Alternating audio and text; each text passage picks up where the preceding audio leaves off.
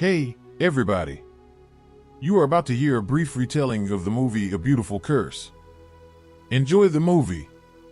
A photographer named Samuel is out and about on a little island off the west coast at the start of the film, capturing images. We observe that the majority of the people he photographs are dozing off in strange locations. It turns out that the island is experiencing an odd crisis.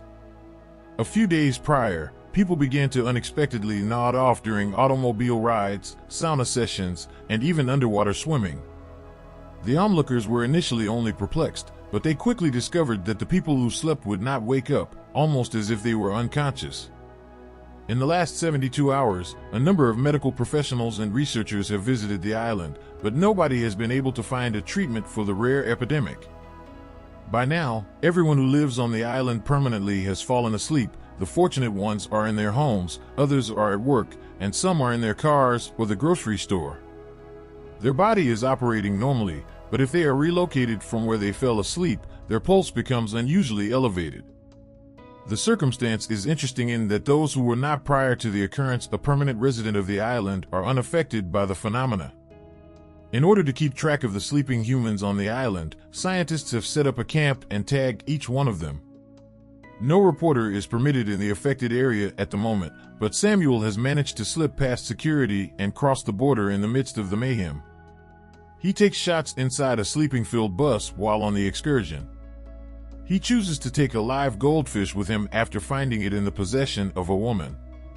Samuel speaks to the fish as though it were his sole friend in the strange situation because he feels that way.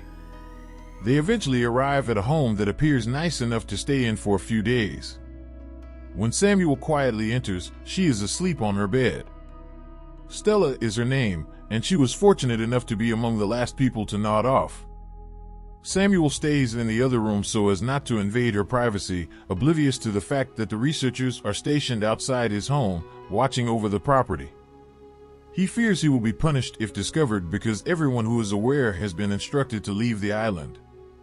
The next day, Samuel imagines going to the grocery store and running into Stella, but she doesn't seem to be interested in him at all.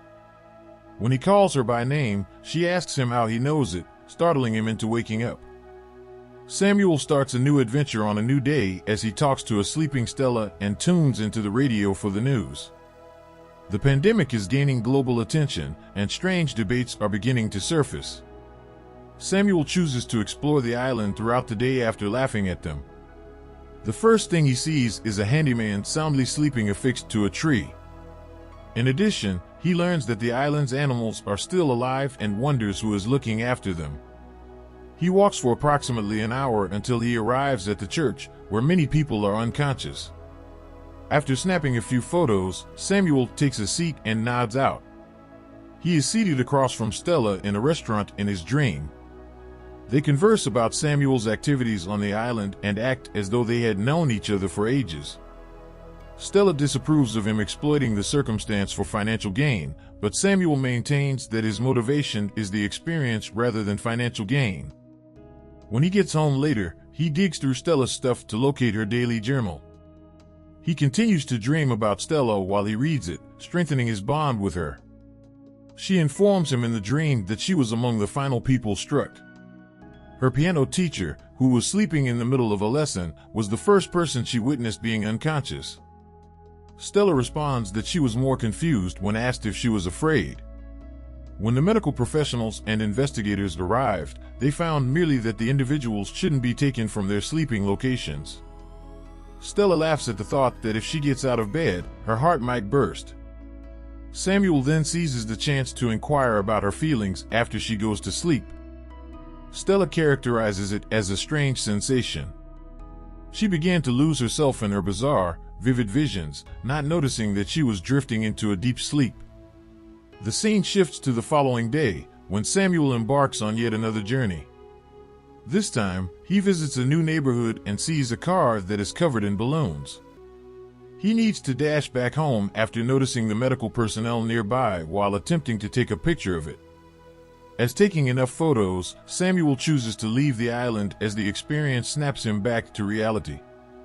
He bids Stella farewell, gathers his things, and heads to the coast where his boat is waiting. But after staring at the boat for a while from the shore, he changes his mind. He finds the faucet flowing just as he gets home. Although Samuel is certain he switched it off, he does recall that it was running when he first entered the house. Abruptly, he finds himself back in his dream, seated across from Stella at the eatery. She asks what his real motivation was for visiting the island. At last, Samuel admits that he came here specifically for her. It turns out that he saw Stella at the grocery store a year ago while on holiday on the island. Later that day, he decided to follow her to a restaurant since he was attracted to her youthful, carefree appearance. However, the night ended before he could get her number, and he never saw her again. When Samuel returns to reality, two researchers enter the grocery store at the same moment as him to purchase booze. When one of them runs into Samuel, he pretends to be comatose in order to escape being discovered. He happily buys necessities after they leave, even paying the cashier who is dozing off before taking the groceries home. Subsequently, he wanders around Stella's home, taking in her possessions and speculating about her possible personality. When he discovers a tape recorder with recordings of her favorite things on it in the attic, he strikes it lucky. The more Samuel listens to the list, which includes strange items like the sound of a typewriter, headless Barbie dolls, and flamingo floaties, the more enamored he becomes. According to Stella's list, her favorite activity is driving on the beach. Samuel imagines going outside with Stella to hunt for a car so they may drive to the beach. Although he fears the thought of robbing the sleeping, Stella persuades him that they are merely borrowing it. They quickly discover a car they like, so they break into the owner's home to steal the keys. Stella's free-spirited personality grows on Samuel, who begins to think she's more than simply the figment of his imagination. A little while later, he hears a car outside and hears two medical personnel entering the house for a routine checkup. He quickly gathers everything he owns and, just before being discovered, runs into a closet.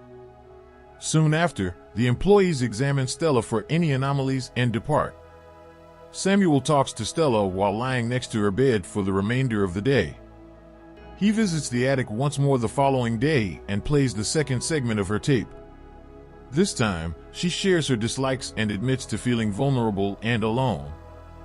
Samuel feels powerless because he wants to do something to cheer her up. Once more, he loses himself in his thoughts and strikes up a conversation with her. The two discuss soulmates and the idea that everyone has one. Stella doesn't think Samuel's theory that they could be soulmates is credible. Now that he has no reason to stay on the island, Samuel returns to reality and ultimately makes the decision to return home. Even though he gets halfway to the dock, he finds it difficult to let go of Stella. When he goes home at night, he uses some of Stella's stash to get high and dreams of them smoking together. He makes it his goal to do everything on Stella's list of things she loved as of that day forth. For the same reason, he pours beer into a wine glass and makes lasagna. Inebriated, Stella shows up in his nightmares, enraged that he didn't leave her alone herself. She claims that the Stella he is familiar with from her cassettes and notebooks is not the real Stella. Since he has never spoken to her in person and their relationship is solely imagined, Samuel acknowledges that she is correct. Stella begs him to leave her alone while he attempts to convince himself that coming to the island was not a mistake, and he vanishes into the night. Samuel makes the decision to depart again in the scene that follows, but this time his trip is different. While traveling, he experiences odd hallucinations and becomes incredibly thirsty. He breaks into an apartment to relieve his thirst, but the more he drinks, the more thirsty he becomes. He feels the walls closing in on him and becomes anxious, at which point he knows he is going to go to sleep with the others. He receives a call from the fictional Stella, who tells him to go home while he is doing his hardest to stay awake. He abruptly wakes up and rushes back to her residence, saying he would prefer to sleep beside her if falling asleep is inevitable. To his complete astonishment, Samuel awakens the following morning. He's not sure how long he can stay awake, though. Seizing the chance, he jots down notes for Stella, in case she happens to read them. He needs the entire day to complete it, and at the end, he too passes out. After some time has passed, Stella begins to move while she sleeps.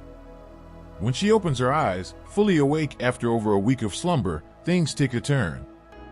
She turns to the faucet to get some water after realizing she has no energy left. At this point, she assumes someone else has been residing with her after noticing a second toothbrush on the counter. Stella is more perplexed than terrified as she approaches a sleeping Samuel in the living room with caution. After a few attempts, she quits up trying to rouse him up. The house is full of weird items she adores, including a gigantic flamingo flower tie and a Barbie without a head.